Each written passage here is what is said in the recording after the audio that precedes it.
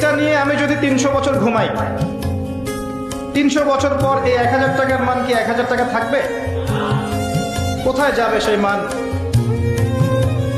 এই 1000 টাকা উপার্জন করতে আমাকে যে শ্রম এবং সময় দিতে হয়েছে, যদি এর মান কমে যায় তাহলে সেই শ্রম এবং সময় কি নষ্ট হবে না? তাহলে আমার শ্রম এবং সময় কে চুরি করে খাচ্ছে? আমি কি বুঝাতে পারছি না? 309 বছর ঘুমিয়ে থাকার পরেও তাদের মুদ্রার মান কমে যায়নি। কিসের মুদ্রা ছিল এটা? আমার 1000 টাকার মতো? কিসের মুদ্রা ছিল?